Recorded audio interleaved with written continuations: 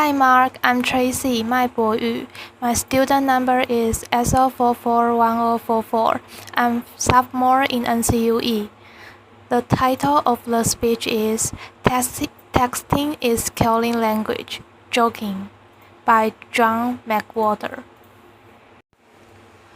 We always heard that texting is a scourge.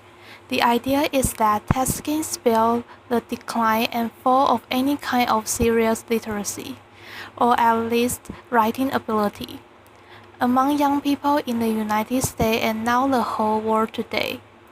The fact of the matter is that it just isn't true, and it's easy to think that it is true, but in order to see it in another way, in order to see that actually texting is a miraculous thing, not just energetic, but a miraculous thing, a kind of emergent complexity that we're seeing happening right now. We have to pull the camera back for a bit and look at what language really is, in which case, one thing that we see is that texting is not writing at all. What do I mean by that? Basically, if we think about language has existed for perhaps 150,000 years, at least 80,000 years, and what it arose as is speech. People talk. That's what we're probably genetically specified for. That's how we use language most. Writing is something that came along much later. And as we saw in the last talk, there's a little bit of controversy as to exactly when that happened. But according to traditional estimates, if humanity had existed for 24 hours, then writing only came along at about 11:07 p.m. That's how much of a lately thing writing is. So first, there's speech, and then writing comes along as a kind of artifice. Now, don't get me wrong, writing has certain advantages. When you write, because it's a conscious process, because you can look backwards, you can do things with language that are much less likely if you are just talking. For example, imagine a passage from Edward Gibbon's The Decline and Fall of the Roman Empire. The whole engagement lasted about 12 hours, till the gradual retreat of the Persian was changed into a disorderly fight, of which the shameful example was given by the principal leader and the Serenus himself.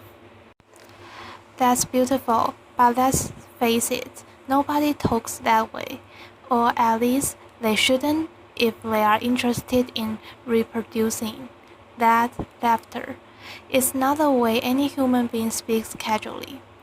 Casual speech is something quite different. Linguists have actually shown that when we are speaking casually in an unmonitored way, we tend to speak in word packets of maybe 7 to 10 words. You'll notice that if you ever have a occasion to record yourself or a group of people talking, that's what speech is like. Speech is much looser. It's much more telegraphic. It's much less reflective. Very different from writing. So we naturally tend to think, because we see language written so often, that's what language is. But actually what language is speech. There are two things. Now, of course, as history has gone by, it's been natural for there to be a certain amount of bleed between speech and writing. So, for example, in a distant era now, it was common when one gave a speech to basically talk like writing. So I mean the kind of speech that you see someone giving in an old movie where they clear their throat and they go, lady and gentleman, and then they speak in a certain way which has nothing to do with casual speech. It's formal. It uses long sentences like this given one. It's basically talking like you write. And so, for example, you're thinking so much these days about Lincoln because of the movie. The Gettysburg Address was not the main meal of that event. For 2 hours before that, Edward Everett spoke one on a topic that frankly cannot engage us today and barely did then. The point of it was to listen to him speaking like writing. Ordinary people stood and listened to that for 2 hours. It was perfectly natural. That's what people did then, speaking like writing. Well, if you can speak like writing, then logically it follows that you might want to also sometimes write like you speak. The problem was just that in the material, mechanical sense, that was harder back in the day for the simple reason that materials don't lead themselves to it. It's almost impossible to do that with your hand except in shorthand, and then communication is limited. On a manual typewriter, it was very difficult, and even when we had electric typewriters or then computer keyboards, the fact is that even if you can type easily enough to keep up with the pace of speech, more or less, you have to have somebody who can receive your message quickly. Once you have things in your pockets that can receive that message, then you have the condition that allow that we can write like we speak, and that's where texting comes in. And so texting is very loose in its structure. No one thinks about capital letters or punctuation when one texts. But then again, do you think about those things when you talk? No. And so therefore, why would you when you were texting? What texting is, despite the fact that it involves the brute mechanics of something that we call writing, is figure speech. That's what texting is. Now we can write the way we talk, and it's a very interesting thing, but nevertheless easy to think that still it represents some sort of decline. We see this general vagueness of the structure, the lack of concern with rules and the way that you're used to learning on the blackboard. And so we think that something has gone wrong. It's a very natural sense. But the fact of the matter is that what is going on is a kind of emergent complexity. That's what we are seeing in this figure speech. And in order to understand it, what we want to see is the way, in this new kind of language, there is new structure coming up. And so, for example, there is in texting a convention, which is LOL. Now, LOL we generally think of as meaning laughing out loud, and of course, theoretically, it does. And if you look at older texts, then people use it to actually indicate laughing out loud. But if you text now, or if you are someone who is aware of the substrate of texting the way it's become, you will notice that LOL does not mean laughing out loud anymore.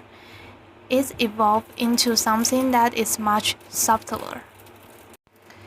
This is an actual text that was done by a non-male person of about 20 years old not too long ago. I love the phone you are using, BTW. Julie, lol, since Gmail is being slow right now. Now if you think about it, that's not funny. No one's laughter. And yet, There it is. So you assume there's been some kind of hiccup. Then Susan says, "No, I know." Again, more guffawing than we are used to when you are talking about these inconveniences. So July says, "I just sent you an email, Susan." "No, I said it." Very funny people, if that's what LOL means. This Julie says, "So what's up, Susan?" "No, I have to write a 10-page paper." She's not amused. Let's think about it. LOL is being used in a very particular way. It's a marker of empathy. It's a marker of accommodation. We linguistics call things like that pragmatic particles. Any spoken language that's used by real people has them. If you happen to speak Japanese, think about that little word "ne" that you use at the end of a lot of sentences. If you listen to the way black youth today speak, think about the use of the word "yo." Whole dissertations could be written about it, and probably are being written about it. A pragmatic particle. That's what LOL has gradually become. It's a way of using the language between actual people. Another example is slash. Now we can use slash in the way that we are used to, along the lines of we are going to have a part/networking sessions. That's kind of like what we are at. Slash is used in a very different way in texting among young people today. It is used to change the sense.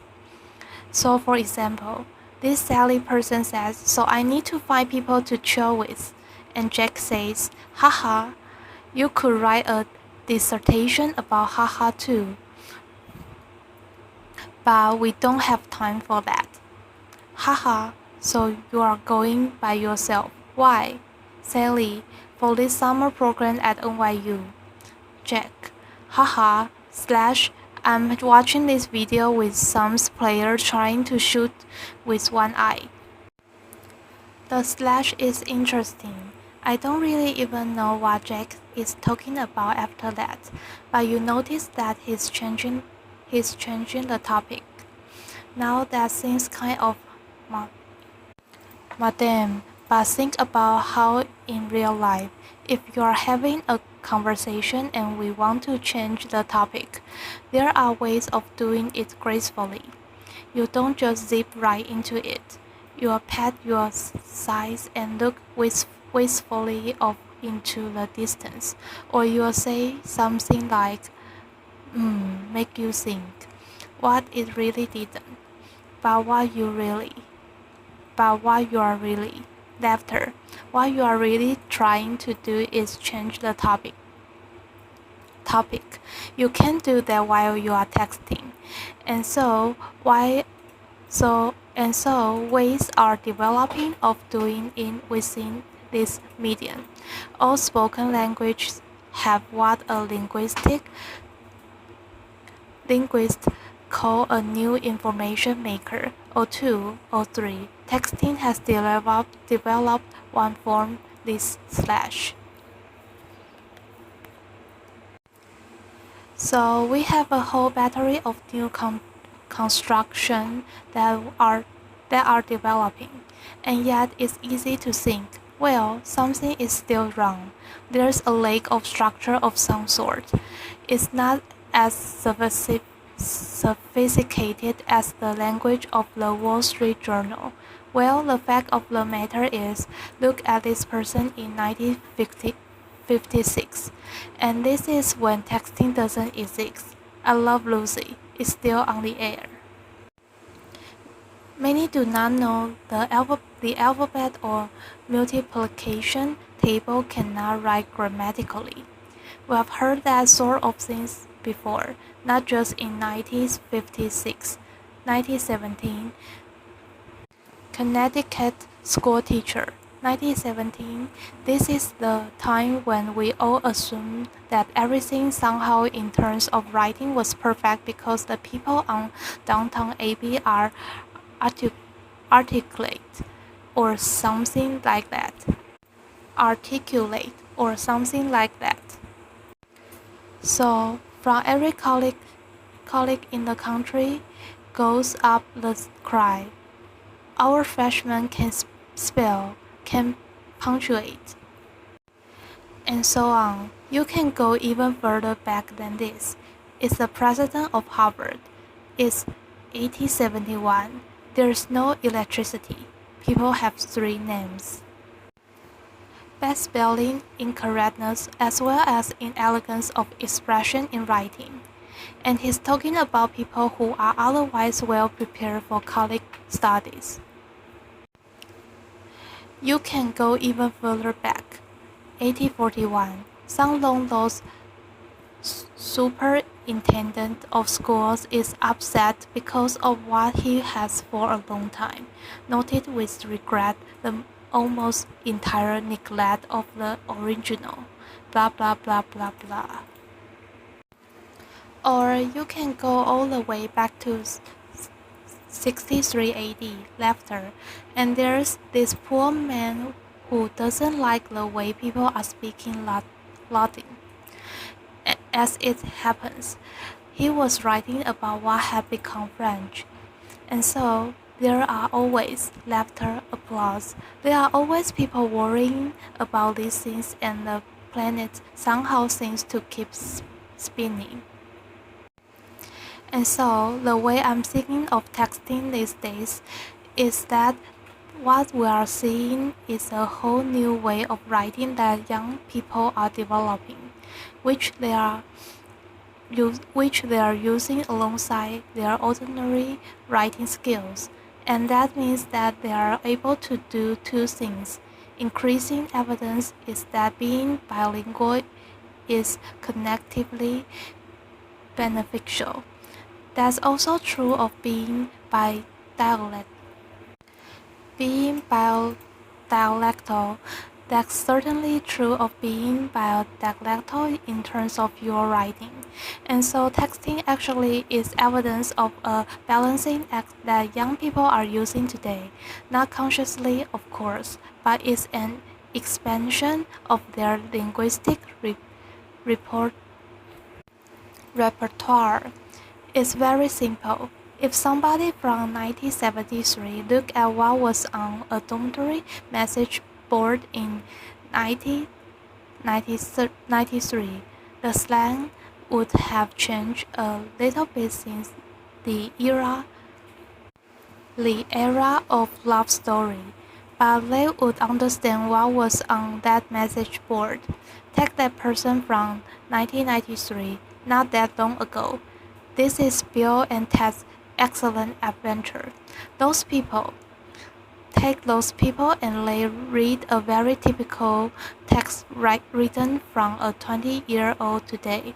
Often they would have no idea what half of it means because a whole new language has developed among our young people doing something as mundane as what it looks like to us when they are batting around on their little devices.